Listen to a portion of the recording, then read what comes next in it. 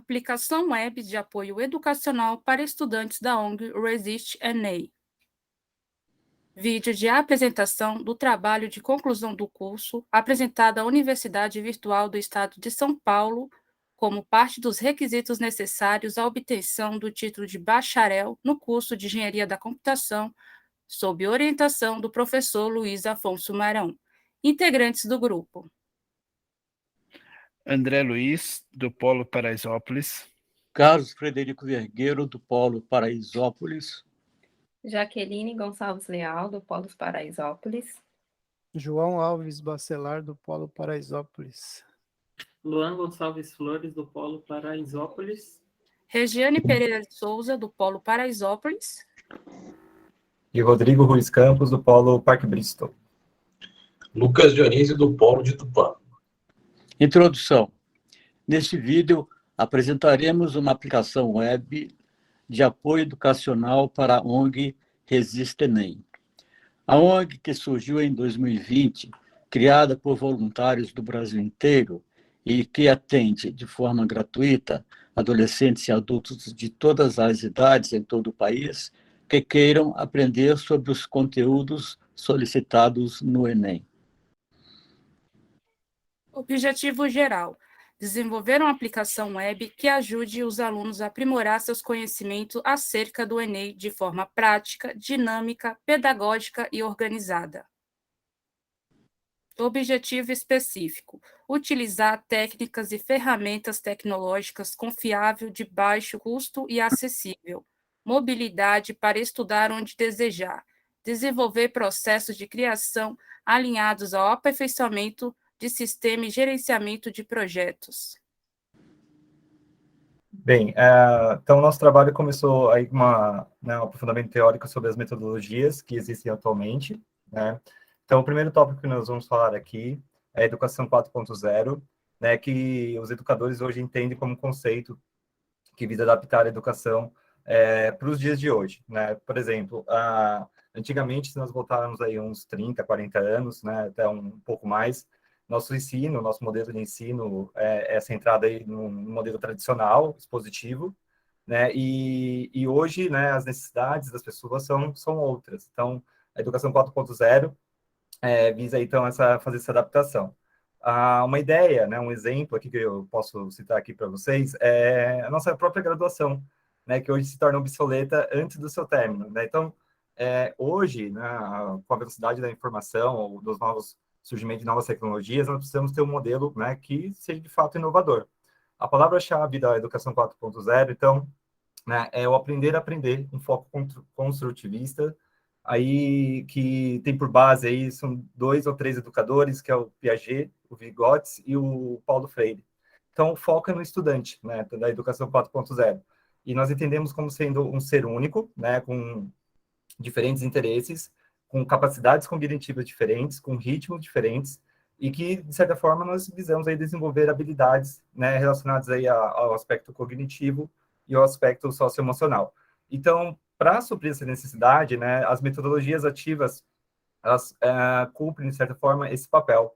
E uma das metodologias ativas que nós temos é a chamada gamificação, também citada no nosso trabalho, né? A gamificação, então, é uma aplicação de recursos de jogos em contextos não relacionados a jogos para atingir um determinado objetivo. Então, por exemplo, nas empresas como o Google, o Facebook e a Nike, geralmente nós criam-se,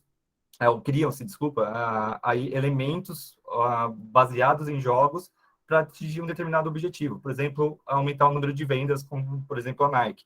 Ou, né, ter um número maior aí de usuários, por exemplo, uma plataforma como o Facebook ou o Google. Tá? Na educação, um dos objetivos da gamificação é promover o engajamento e a motivação dos alunos na aprendizagem, né? Então, nós usamos, assim, de certa forma, elementos como pontos, medalhas, né, avatares, né, para atingir esse engajamento. Então, uma questão que sempre tem que estar em evidência como que eu posso usar isso em prol da educação, tá? Então, compreender o público-alvo, as necessidades, a própria cultura ali das pessoas envolvidas no processo de ensino-aprendizagem é um dos aspectos que ser considerado e foi um dos focos aí do nosso trabalho. Um outro tópico que a gente vai abordar é a questão dos bancos de dados, né? Conforme as aplicações foram evoluindo, né, o desenvolvimento de software, principalmente com o advento da internet, se fez necessário o uso de bancos de dados e também de sistemas para gerenciar esses dados.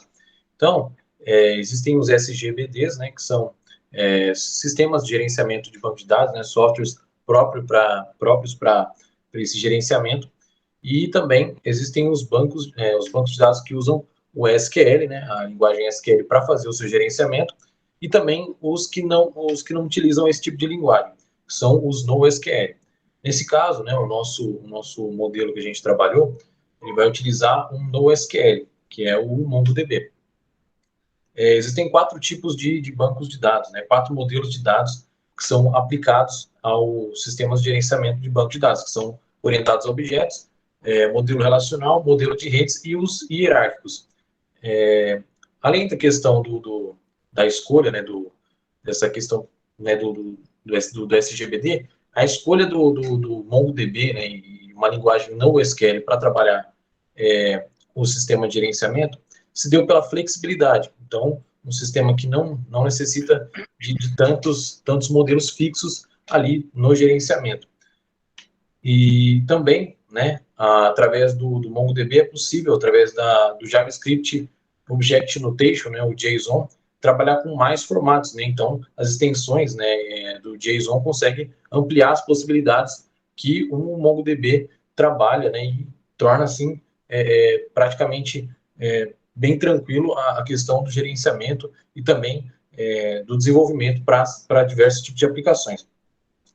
E também, né, existem vários detalhes ali em relação ao banco de dados, e junto com o banco de dados nós vamos falar sobre armazenamento em nuvem, que é um sistema de armazenamento que faz com que torna a aplicação assim, mais acessível em diversos fatores, tanto na questão de custo, porque quando se trata de um armazenamento em nuvem, você contrata uma empresa especializada, então você consegue ter um custo assim, diluído entre vários usuários, várias aquisições, então você não utiliza totalmente assim, a potência que o sistema oferece, então você utiliza uma fração, você contrata por demanda, e também, por não ser necessariamente próximo ali fisicamente, você consegue proteger contra desastres, contra qualquer tipo de eventualidade física de uma determinada região.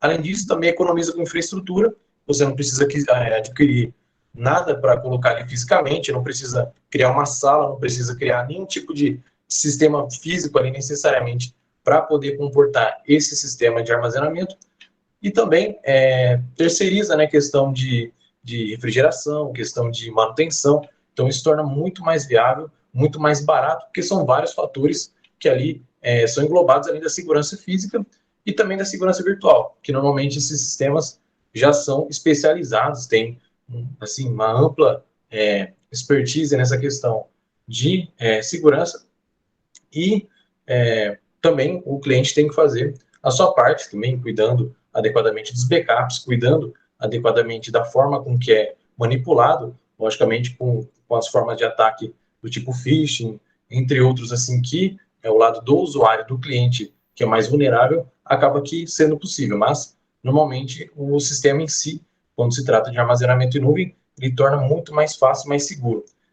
E o armazenamento em nuvem ele consegue facilitar a questão da mobilidade, por quê? Porque você consegue acessar de vários tipos de locais, você consegue acessar de vários locais do mundo, e além de possibilitar a conexão com vários sistemas, você pode expandir facilmente, então possibilita uma grande gama de opções ali para o sistema, principalmente para a questão de banco de dados, armazenamento e virtualizações para aplicações.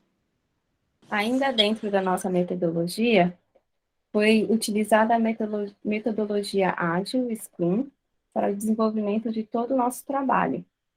Essa metodologia ganhou força a partir dos anos 2000 por focar sua atenção constante na entrega do produto.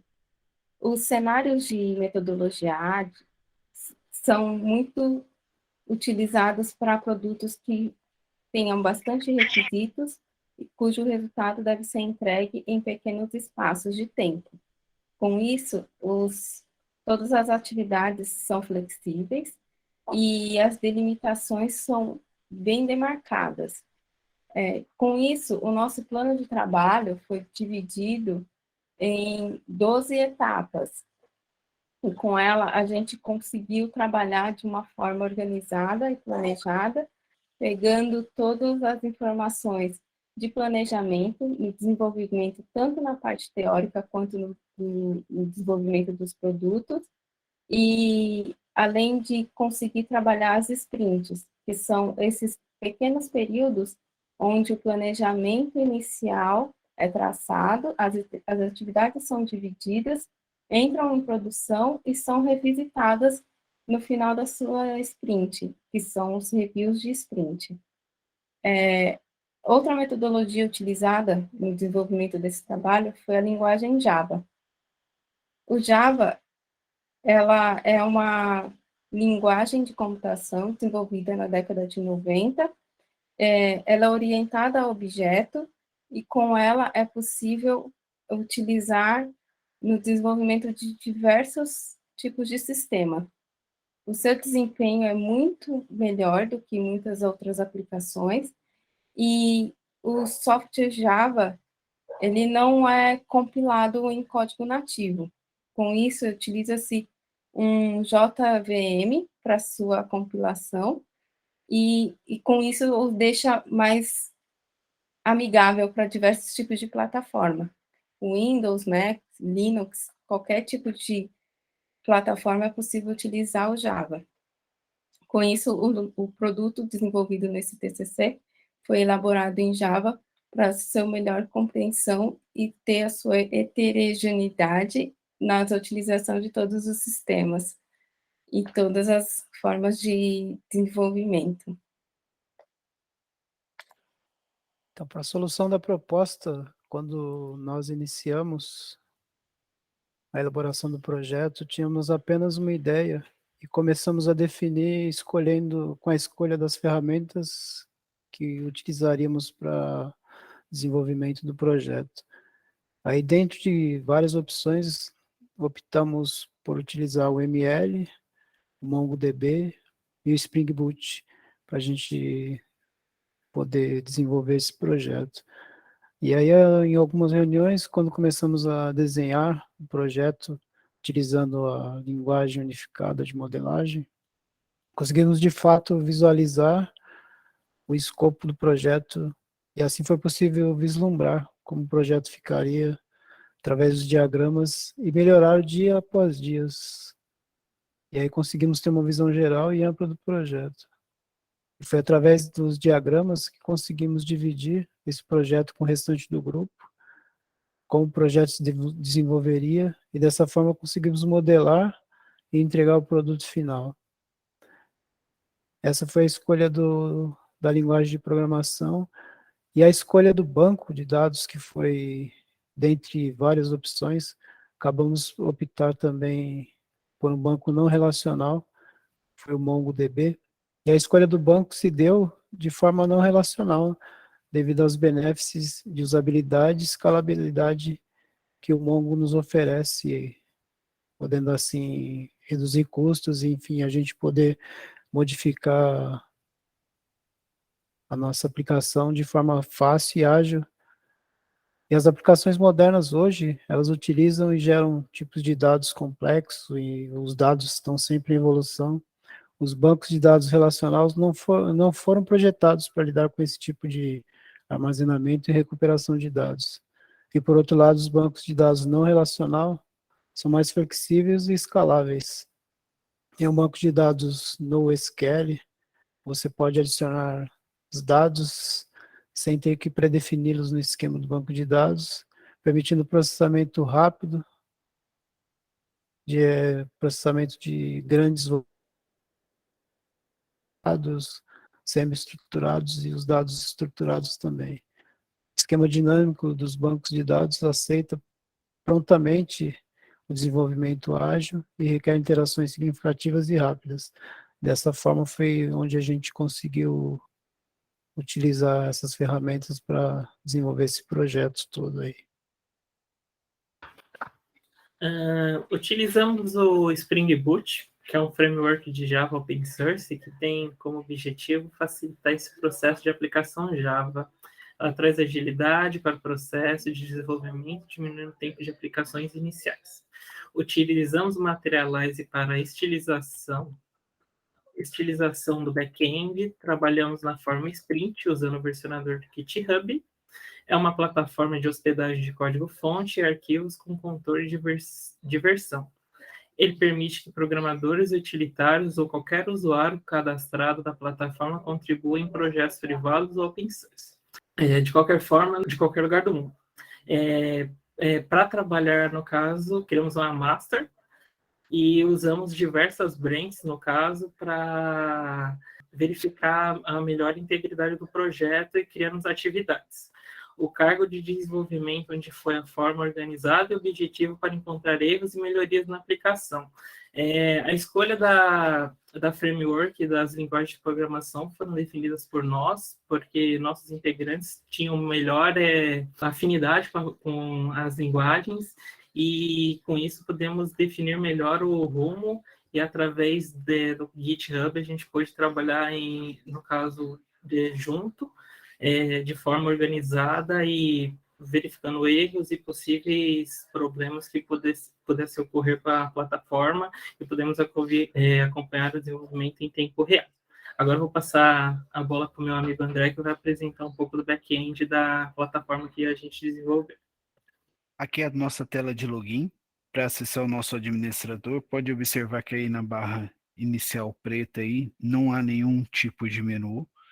Então aqui o usuário, o administrador está tentando fazer o acesso, fez o acesso, identificamos, e aí aqui nós temos a tela de administrador.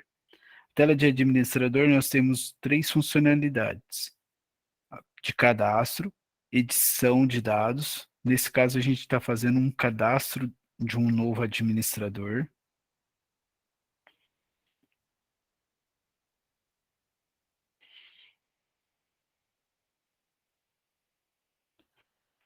Foi feito o cadastro. Nesse botão azul a gente publica e despublica o acesso do administrador. Então aí você pode ver que ele tentou fazer o acesso e está desativado. Nós estamos também fazendo já a consistência dos dados. Então no caso aqui, ó, o administrador tentou acessar com uma senha incorreta, não pôde acessar.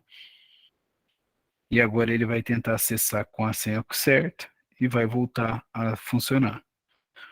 A área é o cadastro onde que nós vamos cadastrar as áreas que nós temos dentro dos simulados do Enem. Então aqui, caso aconteça de ter outras áreas para ser cadastrada, a gente vai conseguir fazer o cadastro. No caso aqui, a gente está fazendo um cadastro da dificuldade. Então, no nosso caso, a gente tem fácil, médio, difícil e muito difícil.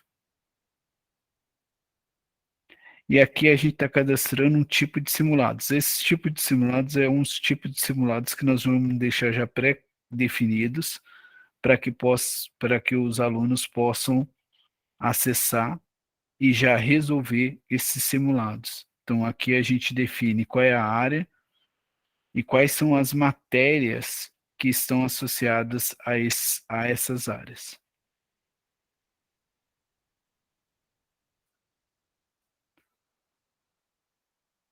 Aí eu estou fazendo um cadastro de um novo tipo de simulado. E agora a gente fez o cadastro do tipo de simulado. Eu vou configurar a quantidade de perguntas por matéria e dificuldade que esse simulado vai ter que carregar. No caso aqui, a gente cadastrou uma dificuldade difícil, literatura média,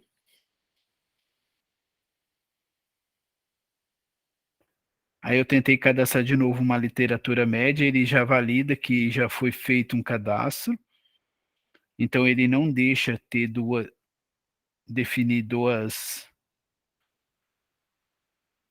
registros. Aí, no caso aí, a gente cadastrou novamente uma fácil, uma médio para literatura, tá? E aqui é o cadastro de questões. Então, a gente cadastra as questões.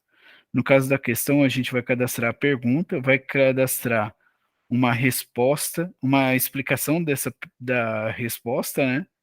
Para que possa ser exibido no final do simulado para os alunos.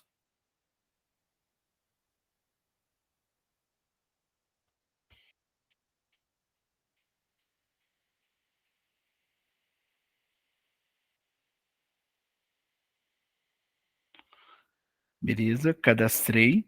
Aí agora eu vou cadastrar as alternativas dessa pergunta, que é nesse ícone amarelo. Então, no caso aqui, eu vou cadastrar as alternativas. E quando for a alternativa correta, a gente vai definir ela como correta.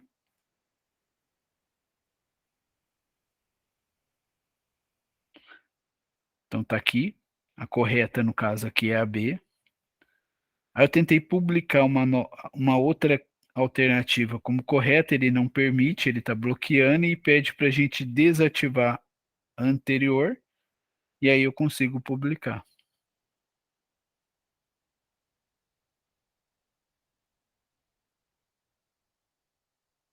A gente vai fazer um logoff agora, e há um controle de sessão também, caso o usuário seja esperto, queira acessar diretamente a URL, o sistema não permite, redirecionando ele para a tela de login, para que ele possa refazer o login para poder acessar a nossa parte administrativa. Essa é toda a parte do administrador que foi feito por Simulenem. Como proposta para o front-end, que é a parte que os alunos ou as pessoas interessadas a fazerem simulados poderão ver, foi seguido o padrão existente, né? Porque o Resiste Enem ele já tem um site, já tem uma estrutura visual guiada, desenvolvida pelos designers, e a partir disso a gente tentou trabalhar a usabilidade da melhor forma possível, trabalhando todos os tipos de simulados.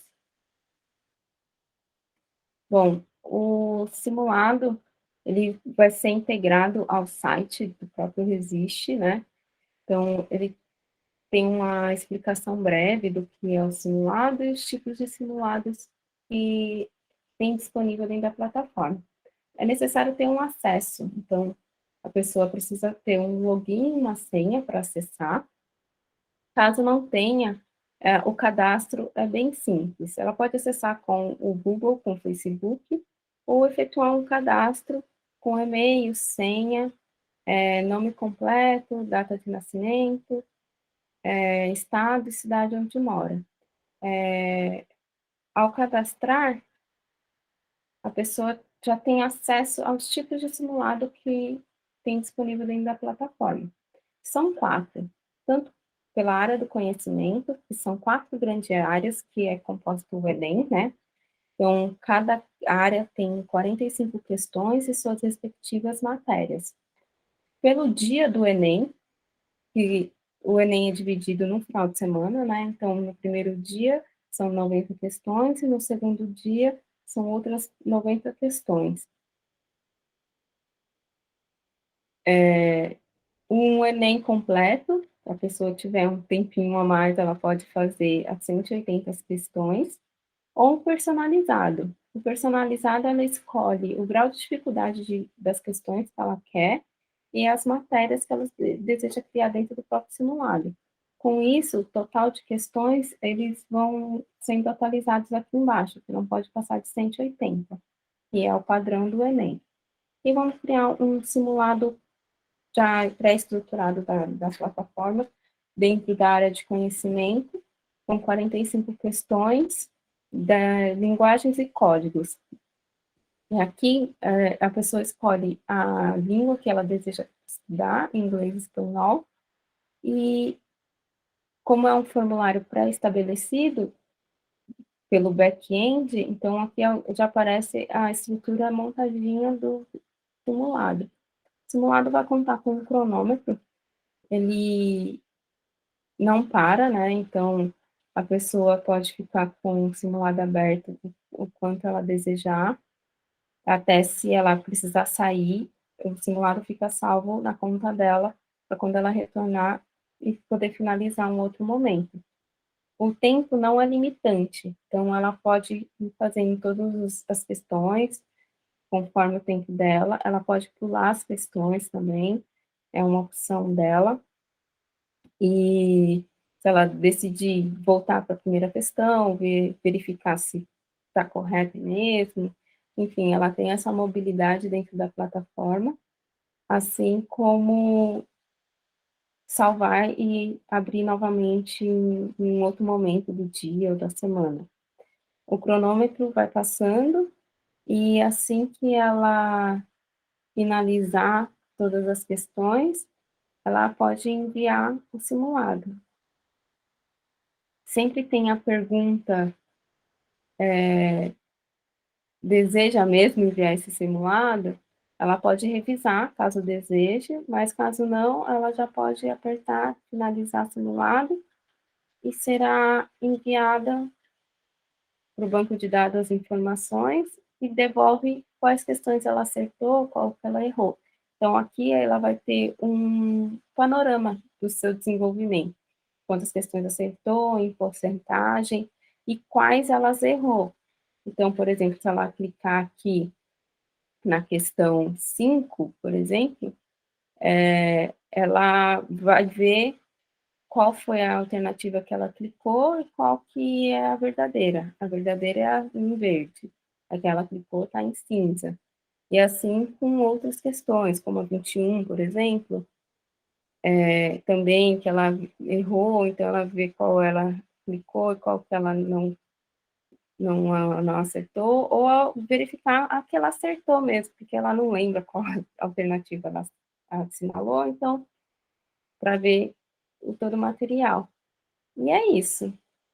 O front-end é muito simples, mais direto e de uma forma visual convidativa para os alunos que queiram estudar um pouco mais sobre a plataforma. Bom, este projeto mostrou-se desafiador, a começar pelos participantes estarem distantes fisicamente, mas sempre interligados pela tecnologia. Com isso, construiu-se uma solução para auxiliar alunos acerca do Exame Nacional do Ensino Médio, Enem. Neste momento, a aplicação encontra-se em fase de teste e validações. A parceria com a ONG Resiste Enem se confirma no intuito de avançar para as fases de produção e aplicação do simulado de forma real, né, dentro do próprio site deles. E a metodologia Scrum se faz necessária para a retroalimentação de constantes melhorias, né, dentro da plataforma, para deixá-la mais convidativa, adicionar novas funcionalidades como ranking, atividades de premiações dentro da própria plataforma, algumas bonificações, trabalhando o lado da gamificação mais amplificado dentro do nosso conceito. Muito obrigada.